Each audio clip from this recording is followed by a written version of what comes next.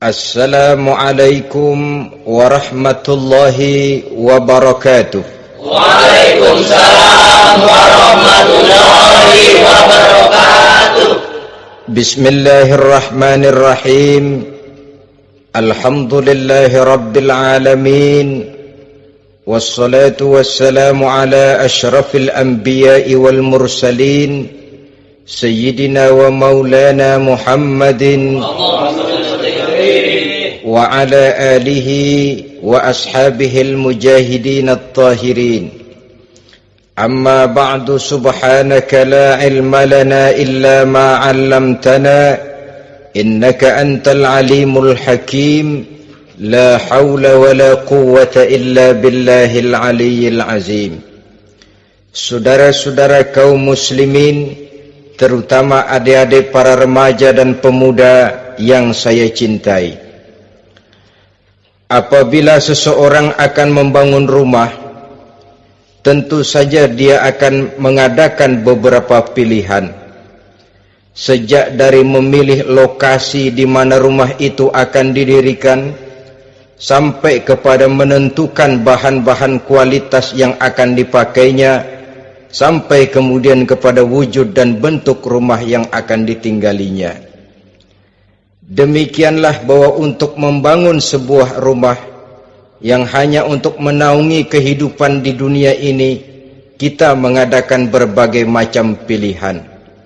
Apalagi kalau kita akan membangun sebuah rumah tangga yang kita harapkan tidak hanya akan menaungi kehidupan di dunia ini, tidak hanya untuk kepentingan kita saja, tetapi juga untuk kepentingan anak cucu kita di belakang hari, termasuk sampai kepada hari akhirat nanti.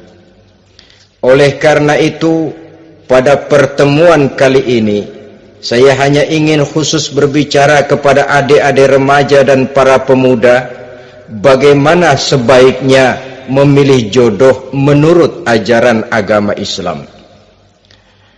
Dalam Al-Quran, Allah subhanahu wa ta'ala menjelaskan, Zuyyina linnasi hubbus syahawati minan nisa, bahwa manusia apapun jenisnya, asal dia bernama manusia, dihiasi dengan perasaan cinta kepada perempuan. Jadi sejak dahulunya secara fitrah, laki-laki senang kepada perempuan, sebagaimana perempuan pun senang kepada laki-laki.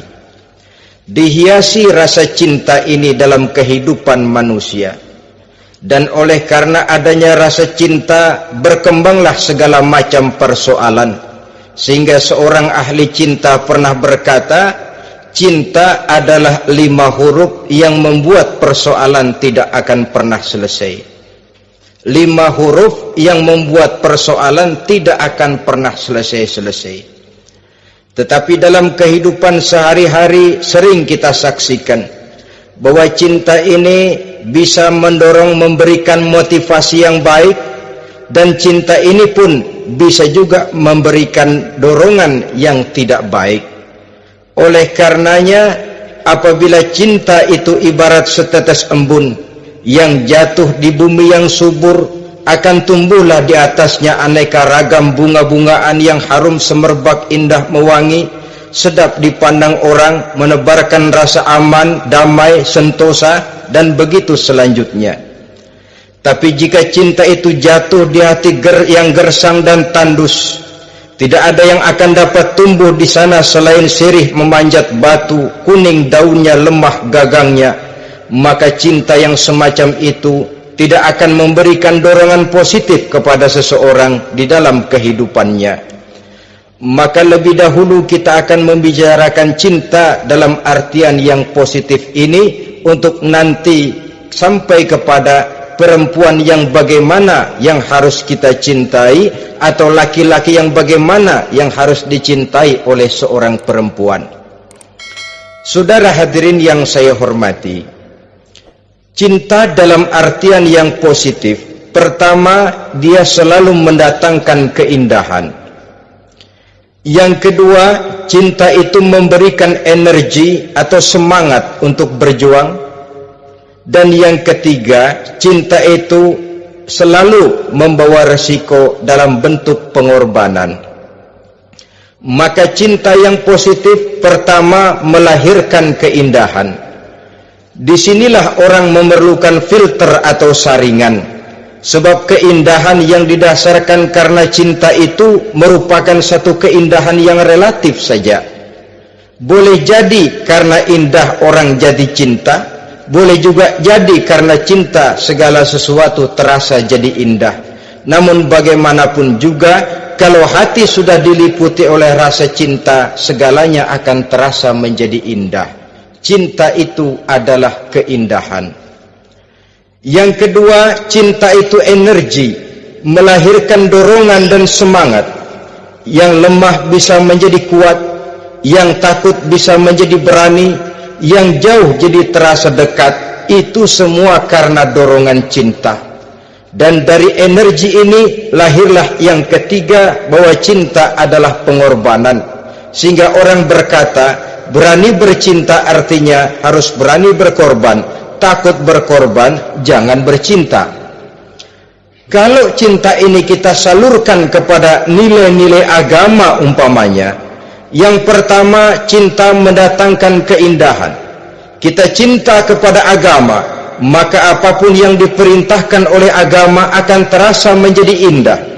Solat akan terasa menjadi indah, puasa terasa menjadi indah, zakat terasa menjadi indah, jihad pun akan terasa menjadi indah. Persis kalau kita cinta kepada seorang gadis. Jika kita cinta kepada seorang gadis, apanya saja akan kelihatan menjadi indah. Jalannya terasa indah, lenggang-lenggoknya terasa indah, suaranya merdu padahal cemprengnya bukan main. Seluruhnya akan mendatangkan keindahan karena dasarnya sudah cinta. Cinta membawa kepada keindahan. Yang kedua, cinta itu melahirkan energi. Orang yang cinta kepada agama akan lahir tenaga dan semangatnya melaksanakan ibadah, melaksanakan puasa, melaksanakan zakat, melaksanakan sholat, melaksanakan haji, bahkan melaksanakan jihad sekalipun. Cinta selamanya menimbulkan energi dan semangat. Sama saja dengan kita apabila jatuh cinta kepada seorang gadis, walaupun rumahnya jauh, katanya, gunung pun akan kudaki, lautan pun kuseberangi. Untuk apa itu? Untuk menemui apa yang kita cintai. Cinta selamanya melahirkan energi. Capek tidak terasa, lelah tidak terasa, semuanya tertutup oleh keindahan yang bernama cinta. Lalu yang ketiga, cinta membawa pengorbanan. Apabila kita cinta kepada agama, maka pengorbanan terhadap apapun yang diminta oleh agama, baik itu pengorbanan waktu, tenaga, pikiran, harta, bahkan pengorbanan nyawa sekalipun, kita tidak akan berat melaksanakannya karena cinta kita kepada agama yang kita anut ini. Demikian juga cinta kita kepada seorang perempuan akan membuat kita rela berkorban. Apapun yang dia minta, jangankan kita tidak mampu, kita tidak mampu sekalipun, kita masih berusaha untuk mampu guna memenuhi tuntutan si buah hati belahan jantung. Kadang-kadang malam minggu si doi ngajak nonton, umpamanya duit tidak ada, gajian belum, kerja enggak, timbullah inisiatif, entah sepatu kita jual ke tukang loa, entah celana mampir dulu ke tempat lain, yang penting kita berkorban untuk memenuhi permintaan si buah hati belahan jantung. Ketika itu pengorbanan sudah tidak kita rasakan lagi. Bahkan pengorbanan yang paling pedih sekalipun, dalam gurau, dalam bercanda misalnya, dicubit kita oleh kekasih kita, pedih bukan main, terkelupas kulit, mengalir darah, bukan nangis, nyengir. malah kadang-kadang minta tambah dicubit lagi. Itulah romantikanya cinta, sanggup membuat orang berkorban, melahirkan energi dan semangat, menambah keindahan dalam kehidupan, sepanjang dia dalam artian yang positif. Kalau demikian masalahnya, di dunia yang penuh dengan perbenturan nilai sekarang ini, orang sering salah jalan bagaimana memilih jodoh untuk membangun rumah tangga yang bahagia. Jangan lupa bahwa membangun rumah tangga ini bukan hanya untuk 1-2 bulan, bukan hanya untuk 1-2 tahun, bahkan bukan cuma untuk kehidupan dunia, lebih daripada itu pun untuk menunjang kebahagiaan di akhirat. Oleh karenanya, memilih jodoh bukan satu hal yang mudah, bukan satu hal yang bisa dilaksanakan sambil lalu, tetapi memerlukan penelitian, memerlukan pengamatan yang mendalam. Apa petunjuk agama tentang itu? Dengan kata lain, bagaimana seharusnya seseorang memilih jodoh dalam kehidupannya? Ini tentu saja sumbangan moral buat adik-adik remaja dan para pemuda yang lagi kebingungan memilih jodoh, atau barangkali buat bapak-bapak yang kepengen nambah lagi.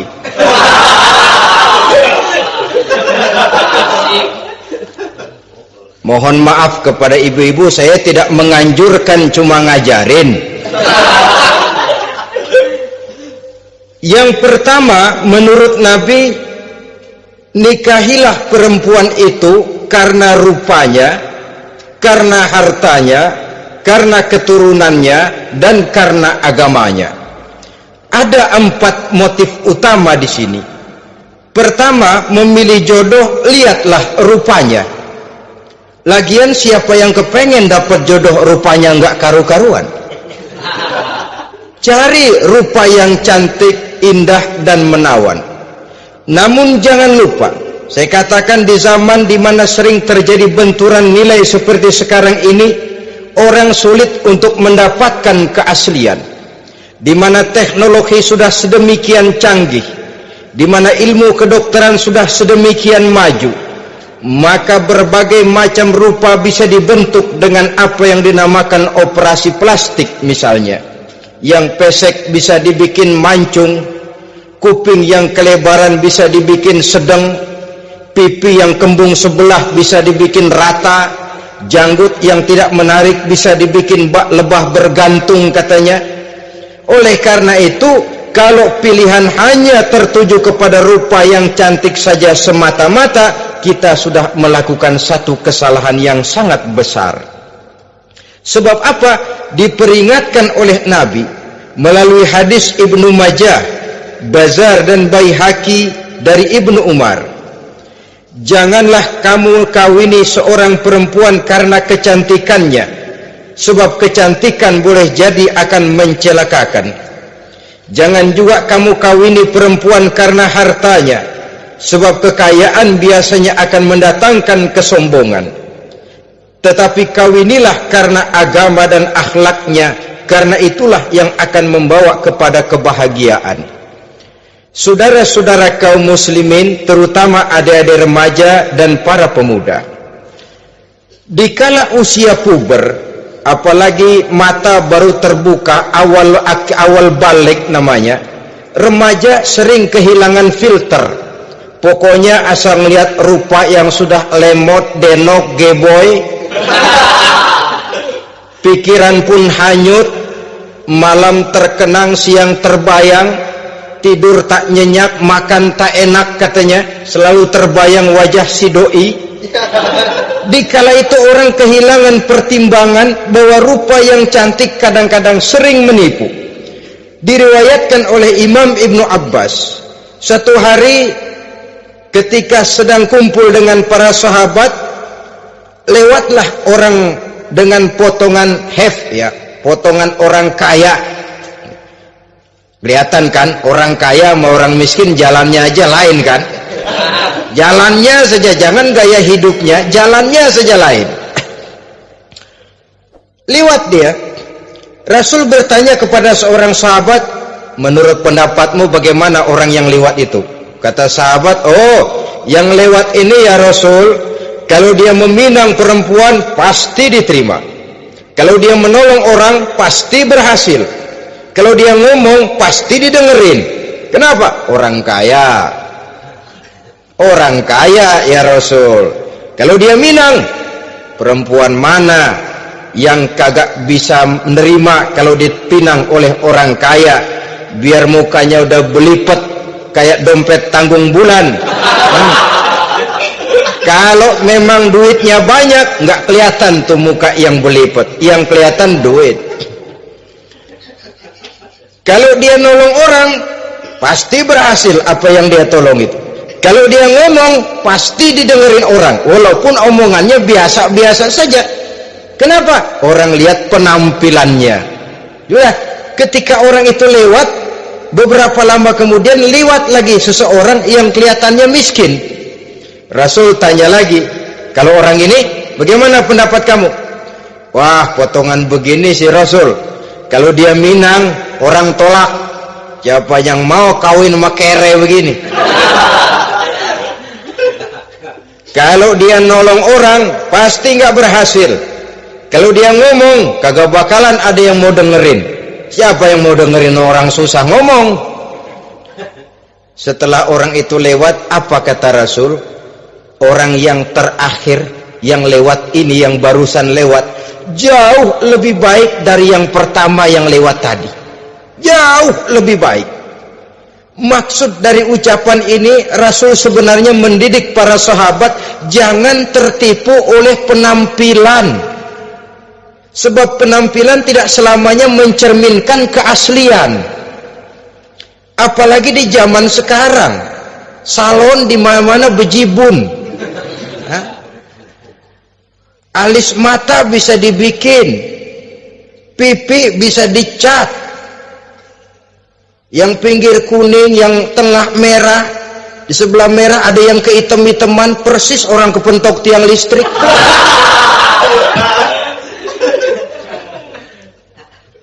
Kecantikan yang artifisial, kecantikan yang bukan alami.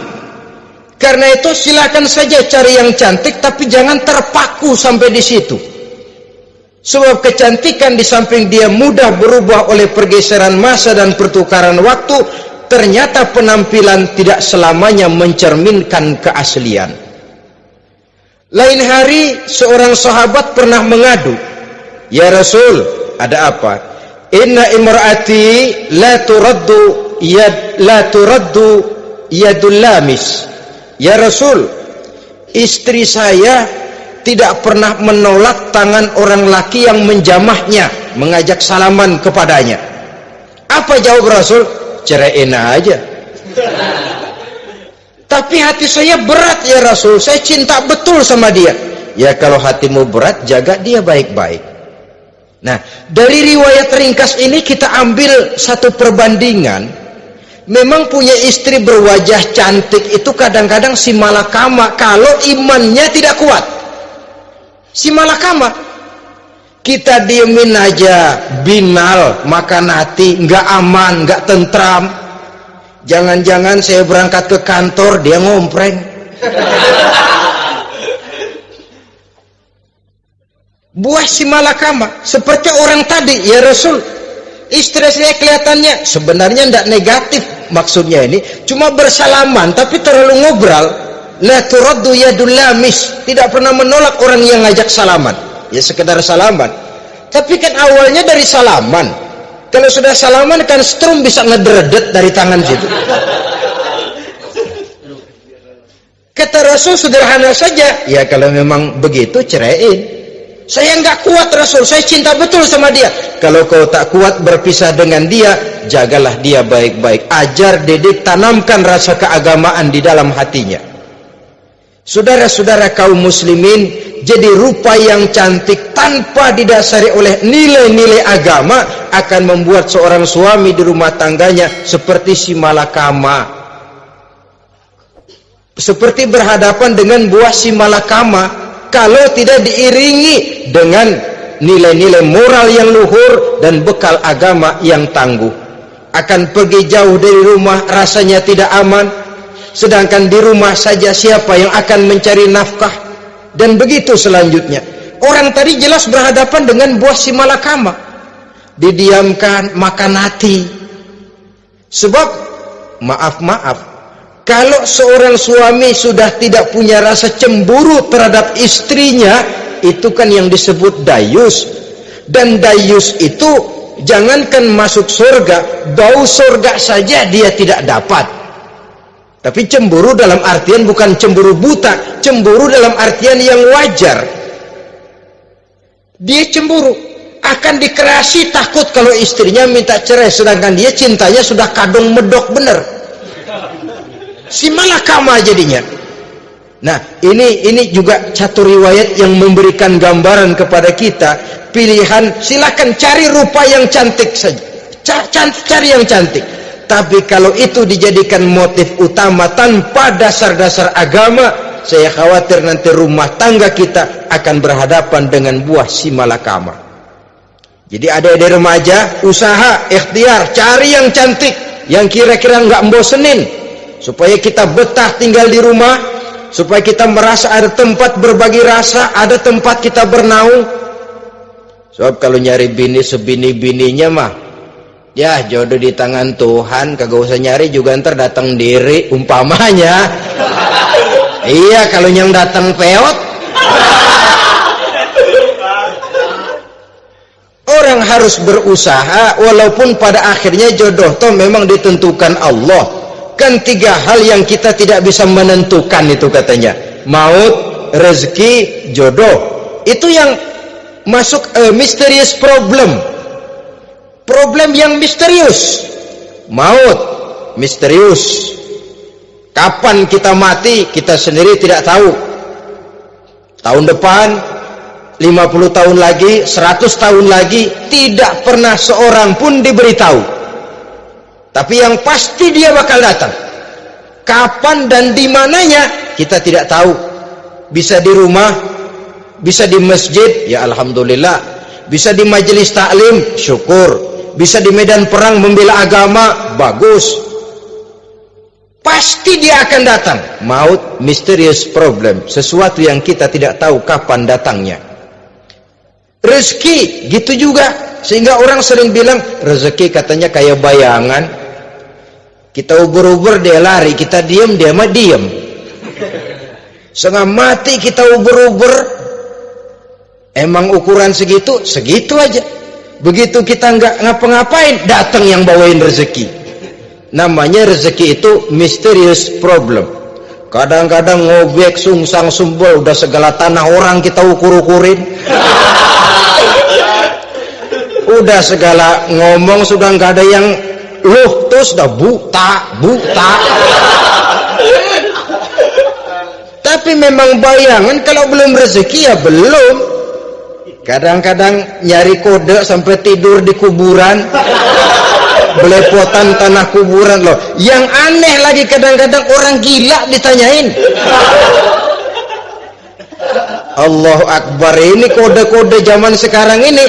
Sampai orang waras nanyain orang gila, itu gimana itu?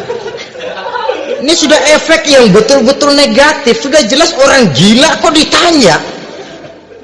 Apa kira-kira yang nanya nggak lebih gila dari yang gila itu?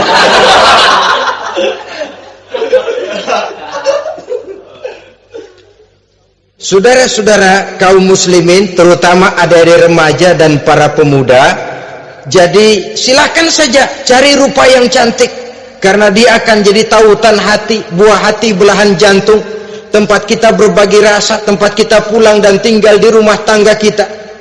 Tapi hendaknya kecantikan rupa itu diiringi juga dengan kecantikan budi. Karena itu cari rupa yang cantik. Ini pilihan utama. Yang kedua, kata Nabi, harta, cari yang kaya. Tetapi jangan lupa, jangan dijadikan pilihan utama, karena kekayaan sering mendatangkan kesombongan. Apalagi kalau seorang pemuda mendapat istri orang kaya. hidupnya dimodali oleh istrinya, maka biasanya wibawanya sebagai seorang suami akan hilang. Akhirnya komando di tangan istri. Dikala itulah suami tidak lebih daripada prajurit yang taat kepada komando istrinya. Padahal menurut konsep Quran, ar-rijalu qawwamuna 'alan nisa, laki-laki diciptakan sebagai pembimbing bagi perempuan. Kalau nanti suatu saat terjadi benturan, sedangkan modal diberikan oleh istri, terjadilah pengungkitan. Kata istrinya apa? Lu jangan bertingkah, lu kan kawin sama gue, modal lu kolor doang.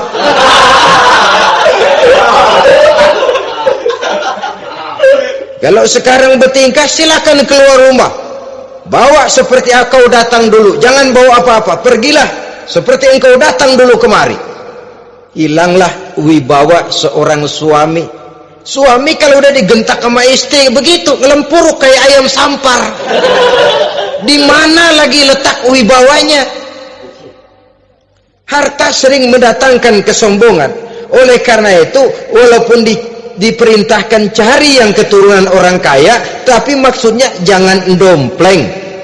Sebab kepribadian seorang suami akan ditentukan oleh sifatnya sendiri. Keberadaannya ditentukan oleh karya dan perbuatannya sendiri. Itulah yang akan menampilkan kepribadian dia dalam kehidupan di masyarakat ini. Saudara-saudara kaum muslimin, terutama adik-adik remaja dan para pemuda, kan kadang-kadang di zaman sekarang kan kelas-kelas gigolo, playboy ya, nyari tante-tante kesepian, mejeng-mejeng di pinggir-pinggir jalan dengan harapan apa? Ya barterlah, tukar tambah, supaya dapat rokok, dibelikan pakaian, motor dan sebagainya. Tapi yang jelas hilang harga diri sebagai laki-laki, dan itu yang paling mahal. Kalau seorang laki-laki sudah kehilangan harga diri, apalagi yang bisa dibanggakan dalam kehidupan ini? Apa artinya naik mobil kalau kepala tertunduk ke bawah?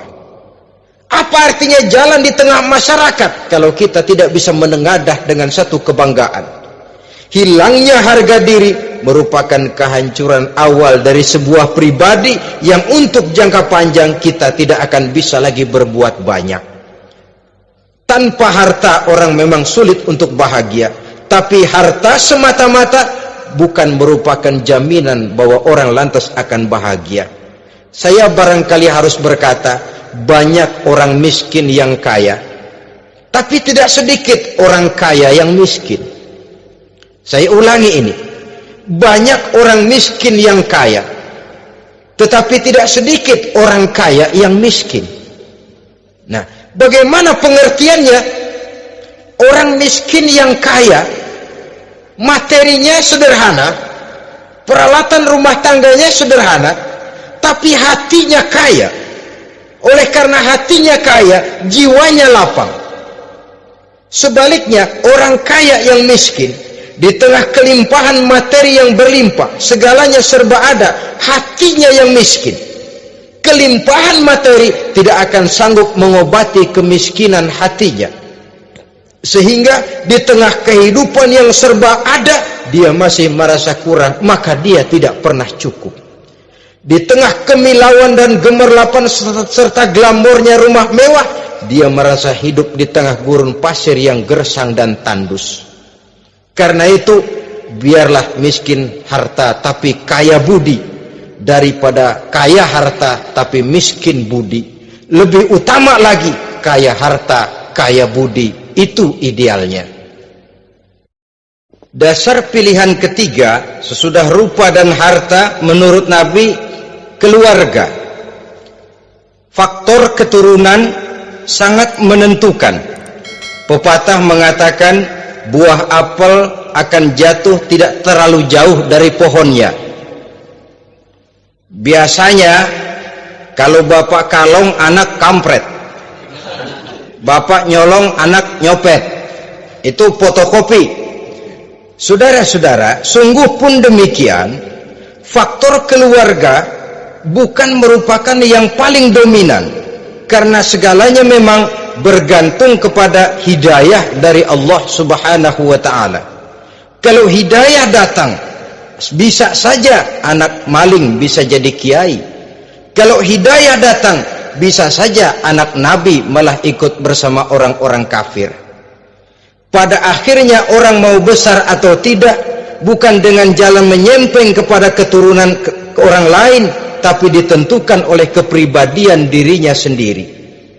Tidak bisa kita menjadi besar dengan menyebut kebesaran orang lain. Itu sebabnya dicontohkan oleh Imam Ali pada saat beliau berkata, laisal fata may yaqulu kana abi walakinnal fata may yaquluha anadha. Anak muda yang gentleman adalah anak muda yang berani berkata, inilah saya. Bukan anak muda yang membanggakan leluhurnya. Ini kan zaman sekarang ini lagi ngetop-ngetopnya lagu-lagu cengeng katanya dah. Sebenarnya menurut saya bukan cuma lagu cengeng yang jadi masalah. Lagu cengeng cuma satu efek dari sikap yang lebih utama dari itu, yaitu mental cengeng. Kalau mental sudah cengeng, apapun yang kita lakukan akan jadi cengeng. Tidak cuma lagu, kebudayaan yang lahir akan kebudayaan cengeng. Jadi pengusaha cengeng, jadi pejabat cengeng, jadi kiai cengeng. Kenapa? Mental cengeng. Di antara mental cengeng itu apa? Mengandalkan fasilitas atasan. Kalau tidak ada fasilitas dari atas, lantas tidak bisa berbuat apa-apa, cengeng. Menjadi besar bukan karena karier pribadi, tapi karena nasib katrolan. Itu pun termasuk mental cengeng. Sedikit gagal, bagaimana sedikit jalan buntu, sedikit deadlock, lu ngapain lu melulu? Saudara hadirin yang saya hormati, jadi lebih penting dari sekedar lagu-lagu cengeng, saya malah lebih suka bicara mental cengeng ini. Mental yang cepat putus asa, mental yang tidak mau mengeluarkan usaha maksimal, mental yang hanya mengandalkan fasilitas, sedangkan pribadinya tidak lebih daripada pribadi sumuhun dawuh, pribadi kulon nuwun, pribadi kumaha juragan wae, pribadi oke bos, pribadi asal bapak senang. Bukankah itu semua merupakan cermin dari mental-mental yang cengeng, yang untuk jangka panjang tidak akan pernah menguntungkan daripada pembangunan bangsa dan negara yang kita cintai ini. Seseorang mau besar atau tidak bukan dengan jalan menyempeng kepada kebesaran orang lain. Bahkan Syauqi dalam sebait syairnya yang lebih tegas mengatakan, wa syarrun nasi zu khumulin iza fakhartahum zakarul jaduda wa syarrun nasi wa khairun nasi zu syarafin qadimin aqama li nafsihi syarafan jadida. Generasi yang paling jelek adalah generasi pemalas. Kalau kelihatan orang lain lebih hebat dari dia, disebut-sebutnya kebesaran nenek moyangnya. Dia sendiri nggak punya prestasi apa-apa. Kerjanya cuma ngandelik kerjanya cuma menggelayuti fasilitas orang tuanya. Tanpa itu dia tidak akan punya nilai dan harga sama sekali. Ini generasi paling jelek. Kalau orang lain kelihatan lebih hebat, dia sebut nenek moyangnya. Lo sih belum apa-apa, lo baru kopral lo. Engkong gua no, komandan Hansip. Engkongnya yang disebutin. Dia sendiri tidak punya prestasi apa-apa. Jadi silahkan saja cari gadis dari keturunan keluarga yang baik-baik, tapi jangan jadikan tendensi utama, jangan dengan niat untuk menyempeng kepada kebesarannya, tapi paling tidak dengan niat agar mudah-mudahan dari benih yang baik ini akan lahir keturunan-keturunan yang baik pada akhirnya nanti. Itu yang kita harapkan. Bukan lalu dengan pertimbangan, weh, mertua gue bos nih, kali aja begitu gue kawin jam mampus. Ini semua warisan kan jatuh kemari semua. Kalau itu niatnya sudah jelas salah. Kita mencari perempuan dengan keturunan-keturunan yang baik dengan berharap agar anak-anak kita nanti yang akan merupakan benih cucunya akan melahirkan kebaikan-kebaikan seperti leluhurnya dulu. Saudara, pilihan yang keempat kata Nabi, agama. Ini yang paling inti. Kenapa? Agama itu motivasinya moral. Di sini segalanya ditentukan. Rupa yang baik, harta yang banyak, keluarga yang luhur. Kalau sudah dilandasi oleh agama yang rapuh, bahkan tidak beragama sama sekali, ketiga hal di atas tadi hanya akan mendatangkan malapetaka. Sekarang kan kita tertipu oleh penampilan, padahal penampilan belum tentu kenyataan. Di jalan-jalan kita akan lebih terpesona melihat gadis pakai miniskirt di atas lutut ketimbang kita melihat gadis-gadis yang pakai jilbab. Kalau sudah pakai jilbab keliwat, yang usil banyak banget, bau sorga nih. Bau sorga katanya. Tapi kalau sudah yang pakai miniskirt itu yang lewat, itu dari ujung ke ujung mata kagak mau kedip. Lalar nempok di mata kagak dirasain. Kita terpesona oleh penampilan zahir, padahal penampilan belum tentu memantulkan hal yang sebenarnya. Tapi memang itulah watak manusia. Watak manusia, saya katakan manusia tanpa kecuali. Tetapi bergantung kepada pemikiran jangka pendek atau jangka panjang. Kalau jangka panjang yang kita pikirkan, ya tentu kita tidak akan mudah terpesona oleh hal yang zahir. Sampai-sampai Quran sendiri mengatakan budak yang hitam legam tapi beriman itu lebih baik daripada orang-orang musyrik walaupun cantik, denok, lemot, geboy. Ada lagi nggak bahasa yang lebih dari itu? Cantik, denok, lemot, geboy, bahenol, nerkom. Tapi kafir masih lebih baik budak yang hitam legam sekalipun kalau dia beriman. Kenapa? Rumah tangga untuk jangka panjang. So itu Islam tidak membolehkan kawin campuran dengan lain agama. Walaupun ada ayat yang mengatakan boleh kawin dengan ahlul kitab, tapi sebagian mufassir menjelaskan bolehnya kawin dengan ahlul kitab itu dalam kondisi darurat. Dalam kondisi normal tidak bisa. Kenapa? Kalau sudah berlainan agama, akan terjadi kerancuan rumah tangga untuk jangka panjang. Bagaimana membina dalam keharmonisan di rumah tangga? Bagaimana nasib anak-anak nanti? Kadang-kadang ada keluarga, kami sih keluarga modern. Anak-anak kami berikan kebebasan untuk milih agama apa saja. Bapaknya Islam, istrinya Kristen, anaknya ada yang Hindu, Buddha. Bagus nih, keluarga pecel namanya. Bagaimana keluarga modern bisa seperti itu? Padahal seorang suami bertanggung jawab di hadapan Allah. Dia akan ditanya tentang istrinya. Dia akan dimintakan pertanggungan jawab tentang anak-anaknya. Kalau istri kita berlainan agama, mungkin terjadi pengkaplingan. Pokoknya kalau anak perempuan ikut ibu, anak laki ikut bapak. Administrasi dunia bisa begitu, tapi akhirat pertanggungan jawab di hadapan Allah. Bisakah kita? Sorry aja Tuhan emang janjinya begini.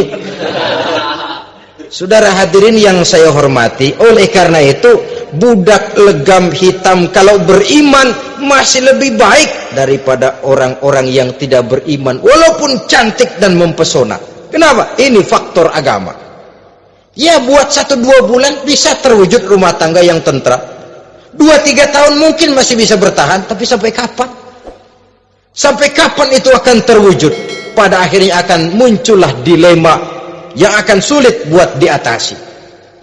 Oleh karenanya motif agama dijadikan stres oleh Nabi. Fasfar bizatiddin taribat yadak. Pilih agama sebagai titik sentral, sebagai pilihan utama. Kalau agamanya kuat, walaupun rupanya sederhana, tapi karena nilai agamanya kuat, dia bisa menyenangkan hati suaminya. Dia bersolek untuk kepentingan suaminya. Dia taat kepada suaminya. Harta, dia anak orang kaya untuk membantu perjuangan suaminya. Tapi kalau tidak ada modal agama, rupa yang cantik bisa menyengsarakan suami. Apalagi kalau suami kere, istrinya sudah cantik, kaya ataupun tidak kaya, kadang-kadang udah suaminya suruh ngempuk di rumah, bininya yang kerja. Ya kalau kerja mendingan kalau dikerjain itu.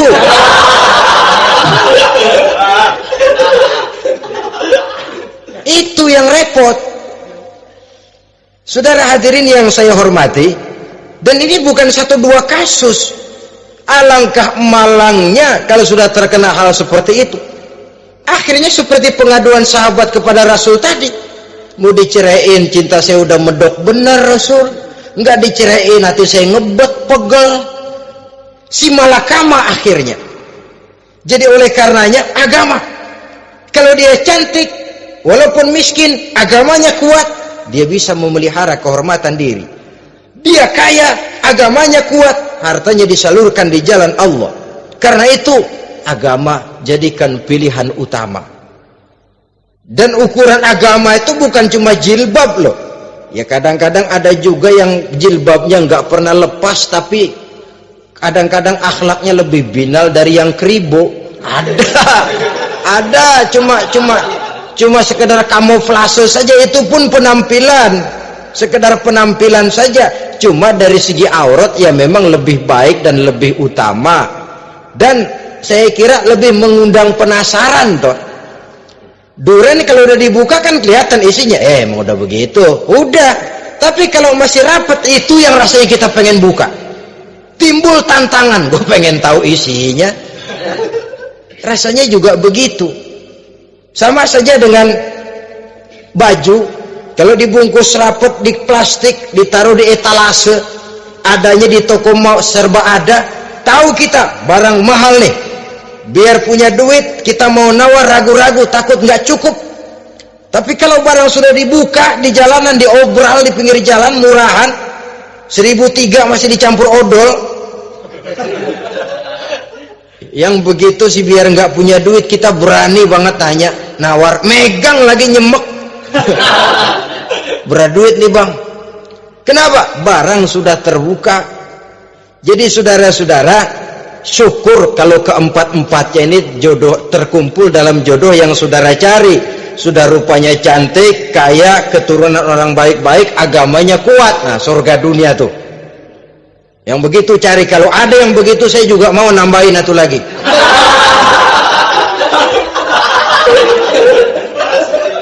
Tapi yang kumpul keempat-empatnya ini terus terang saja langka. Makhluk langka ini. Kadang-kadang cantik, kaya, keluarganya hebat, agamanya nol, akhlaknya kayak setan. Tapi yang paling celaka kalau empat-empatnya kagak ada. Rupanya jelek, melarat, bapaknya biang maling, kagak beragama lagi. Apanya yang mau dipilih? Mampus saja mendingan. Sudah nggak ada pilihan sama sekali tuh. Sudah nggak ada pilihan sama sekali. Saudara hadirin yang saya hormati, terutama adik-adik remaja.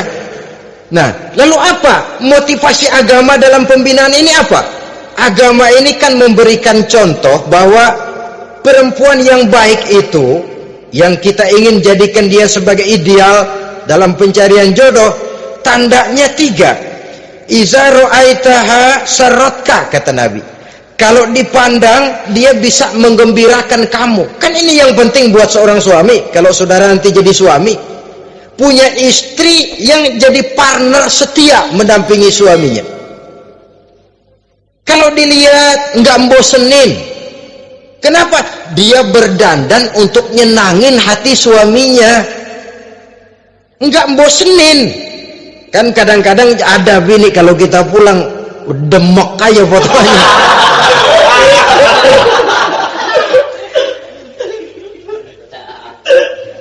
Ini yang bikin suami nggak betah di rumah ini kan yang begini.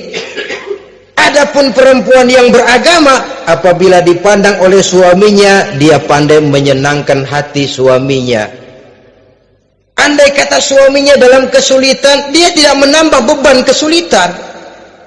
Paling tidak dia bisa memberikan satu bantuan moral. Bantuan moral untuk mengurangi beban kesulitan daripada suaminya.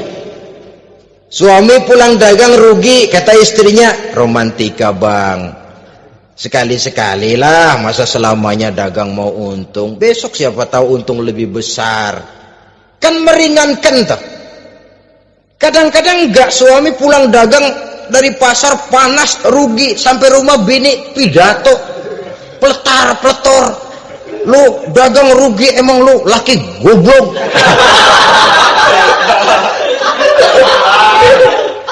Sudahlah, di pasar rugi, di rumah digoblok-goblokin. Ini nanti kena penyakit broken home yang begini ini. Padahal kesuksesan di kantor, kesuksesan di pasar, kesuksesan di medan tugas selalu dimulai dari kesuksesan dan ketenangan dari rumah tangga. Dia berhias untuk kepentingan suaminya, tidak terlalu berlebihan, dan suaminya pun pandai menghargai istrinya dengan kata-kata yang menimbulkan gairah dan semangat. Melihat istrinya bersorak, kamu makin cantik saja. Jangan juga kadang-kadang suami ketus, ngelihat dasu pulang kantor, lihat suaminya, istrinya dandan rapi, tumben lu mau bekasin apa? Mau bekasin katanya.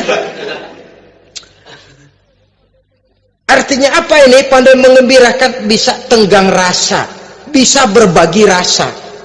Sehingga suami merasa ada tempat dia bertukar pikiran, ada tempat dia membicarakan persoalan. Dialog dalam kehidupan berumah tangga itu sangat diperlukan. Iza ra'aitaha sarratka, kalau dipandang dia sanggup mengembirakan kamu. Dikasih uang 500 senyum, 5.000 pun ketawa, menggembirakan. Dia bisa taruh kata hatinya kesel, tapi mulutnya senyum. Nah ini yang sulit ini. Senyum tapi kesel, kesel tapi senyum. Kadang-kadang istri itu kan kalau sudah kesel, suami pulang nggak bisa dia menyembunyikan kekesalannya. Dari jauh suami sudah lihat ini yang nyambut, ini bemo ini. Udah monyong, serem.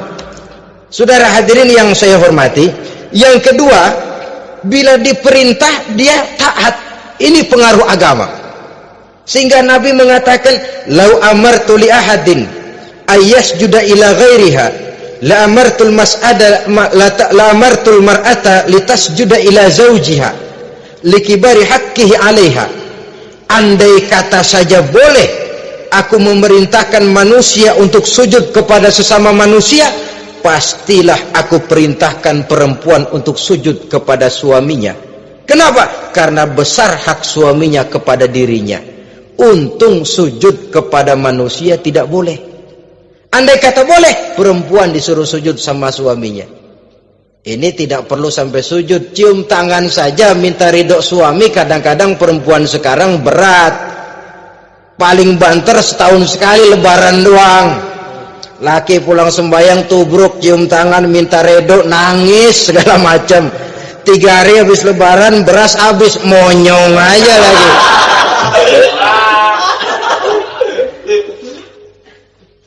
Saudara hadirin yang saya hormati, yang ketiga, akibat pengaruh agama, dia sanggup memelihara kehormatan diri dan sanggup menjaga harta suaminya. Memelihara kehormatan diri baik pada saat suaminya di rumah atau pada saat suaminya tidak ada di rumah. Satu riwayat, seorang sahabat akan pergi perang jihad di fi sabilillah. Ketika mau berangkat dia bilang kepada istrinya, saya mau berangkat perang. Kalau saya belum pulang, kamu jangan keluar rumah. Baik bang. Pergi istrinya, pergi suaminya jihad. 1 minggu, 2 minggu berlalu, belum juga pulang. Satu hari datang utusan dari rumah orang tua si istri ini. Assalamualaikum bu. Waalaikumsalam. Ada apa? Ada berita kurang enak bu, orang tua ibu sakit parah, mohon tolong ditengokin. Apa kata si istri? Maaf saja, suami saya belum pulang dari medan perang. Saya belum dapat izin keluar rumah kalau dia belum pulang. Tolong sampaikan maaf saya kepada orang tuanya. Pulanglah utusan tadi. Besok balik lagi. Bu, ada apa? Udah Senin Kemis. Napasnya sudah sampai tenggorokan. Tolong tengokin buat terakhir kalinya bu. Suami saya belum pulang. Dia pesan kalau dia belum pulang saya jangan keluar rumah. Saya nggak bisa tengokin orang tua saya. Salam maaf saja. Pulang utusan itu. Besok balik lagi. Bagaimana? Sudah meninggal bu. Mau dikubur. Tengokinlah buat terakhir kalinya. Suami saya belum pulang. Saya belum berani keluar rumah kalau suami saya belum pulang. Itu janji saya sama suami saya. Pulanglah utusan ini ngadu kepada Rasulullah sallallahu alaihi wasallam. Ya Rasul, ini perempuan kelewatan benar. Dari orang tuanya sakit sampai sekarat, sampai mati, sampai dikuburin dia nggak nengokin. Memangnya kenapa? Suaminya katanya pergi jihad dan suaminya tidak mengizinkan dia keluar rumah kalau si suami belum pulang. Apa jawab Rasul? Marahkah beliau? Tidak, beliau senyum. Apa katanya? Dosa orang tua yang meninggal ini telah diampuni oleh Allah karena dia punya anak perempuan yang begitu taat kepada suaminya. Allahu Akbar. Dosa orang tua yang sudah meninggal itu diampuni oleh Allah karena dia punya anak perempuan yang begitu taat kepada suaminya. Ketaatannya kepada suaminya menyebabkan dosa orang tuanya diampuni oleh Allah Subhanahu wa ta'ala. Suami pergi jihad, orang tua sakit keras, tidak berani dia keluar rumah. Itu tandanya bisa menjaga kehormatan diri. Kalaupun satu saat suaminya manggil, bu tolong ambilin uang di dompet, dompetnya dibawa, bang ambil saja sendirilah, nanti salah ambil lagi saya. Kadang-kadang enggak, suaminya pergi mandi, dompet berantakan. Saudara hadirin yang saya hormati, ini motivasi agama. Jadi kecantikan zahir yang diimbangi dengan kecantikan batin oleh karena pengaruh agama tadi. Kalau sudah kemari, orang tidak perlu mikir-mikir operasi plastik, bikin yang pesek jadi mancung supaya orang tertarik, bikin belakang yang kurus jadi menarik. Tidak. Orang tidak perlu lagi pakai susuk-susukan, dipasang di bibir supaya kalau senyum orang gempor, supaya kalau ngomong orang percaya, dipakai di kuping supaya macam-macam. Tidak perlu lagi pakai jampa-jampe, pelet-peletan supaya kalau diludahin orang ngikut. Nggak perlu lagi. Kenapa? Cinta itu nature, sesuatu yang alamiah, yang tidak bisa dipaksakan. Dia kudrati, karunia dari Allah. Tidak bisa cinta dipaksakan. Kalaupun bisa, dengan ilmu pelet, oh saudara bisa membuat orang jatuh cinta, ya 2-3 hari, 4-50 hari. Kesananya apa yang akan terjadi? Kelanggengan tidak akan pernah terwujudkan. Kenapa? Keterpaksaan yang akan timbul. Dalam kondisi semacam itu, rumah tangga tidak akan mengalami ketenangan dan ketentraman. Jadi biarkan cinta berjalan secara alamiah, karena dia memang alamiah. Saudara-saudara, nah sekarang kalau sudah ketemu nih yang 4 tadi, rupa cantik, keturunan boleh, kaya lumayan, agama kuat, apa yang harus kita cari? Apa yang harus kita lakukan? Apa pakai pepatah anak sekarang? Aku lihat, aku pikat, aku dapat, aku sikat, aku minggat. bangsat.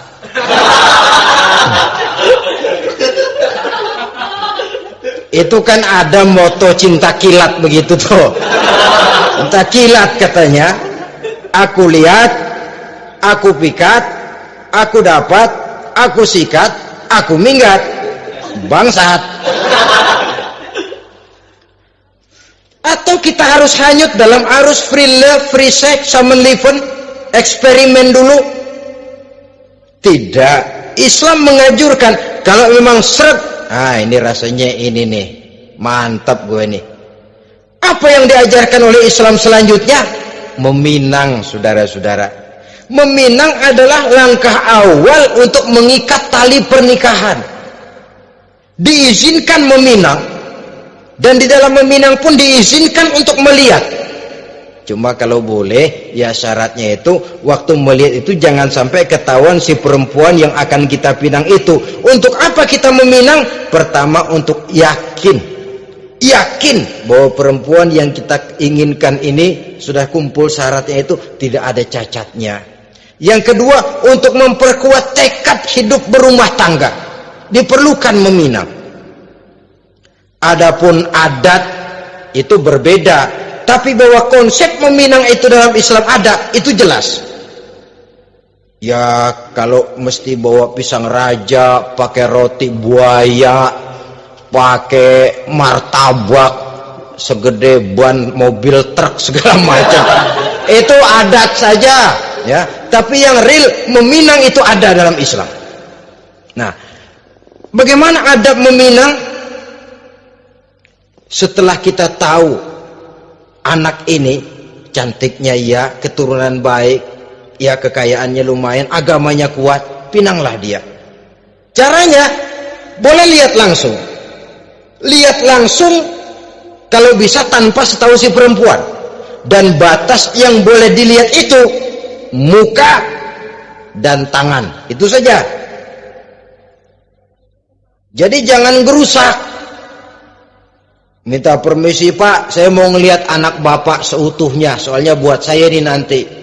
Apanya aja dibedolin, jangan. Kira-kira yang boleh itu muka sama tangan. Andai kata kita risih, sebab nanti kalau nggak jadi akan jadi timbul rasa malu dan si perempuan juga kasihan. Boleh mengutus perempuan yang kita percaya. Coba kau ke sana, lihat kondisinya yang sebenarnya bagaimana. Kalau ngelihat dari jauh sih utuh, siapa tahu nanti tangannya kurang sebelah. Coba lihat sana. Saudara-saudara, kemudian boleh juga ditanyakan kepada orang tuanya. Dan dalam hal ini orang tua si gadis tidak boleh menyembunyikan aib atau cacat yang dimiliki oleh anaknya. Dia harus menceritakan apa adanya, sampai pun kekurangan anaknya yang paling kecil sekalipun. Sebab apa? Jangan sampai istilah pepatah beli kucing dalam karung. Kedengeran suaranya doang meong-meong, begitu dibuka tuh kucing gempor sebelah kakinya nggak ada. Kan tentu kita tidak kepengen kecewa di belakang hari. Itulah perlunya meminang sebagai jembatan untuk menuju kepada pernikahan. Nah, dengan demikian kalau sudah usaha meminang ini dilaksanakan, jangan merasa sudah setengah resmi. Ini yang kadang-kadang jadi penyakit. Malah sesudah meminang harus masing-masing lebih menjaga diri, menjaga kehormatan, menjaga pergaulan. Kenapa? Agar saat memasuki jenjang pernikahan nanti merupakan jenjang yang sangat ditunggu-tunggu. Ada rasa keinginan tahu. Kalau tidak, ya udah biasa, nggak giroh lagi ngadepin perkawinan. Kenapa? Kemarin-kemarin gue udah cobain. Hilang gairah lagi. Sebab itu kalau sudah meminang, jangan merasa sudah setengah halal. Udah minang ini Kadang-kadang orang tua juga konyol, sudah dipinang, diumbar. Lu mau kemana keda lu udah pinang? Padahal meminang itu cuma langkah awal. Sedangkan selanjutnya harus lebih berusaha menjaga kehormatan diri sampai pada saat nanti pelaksanaan pernikahan.